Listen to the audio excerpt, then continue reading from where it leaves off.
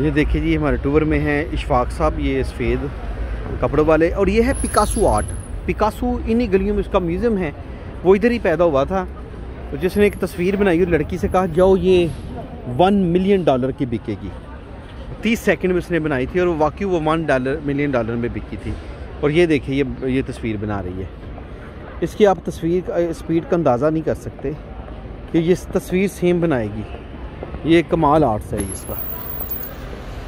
ये देखिए,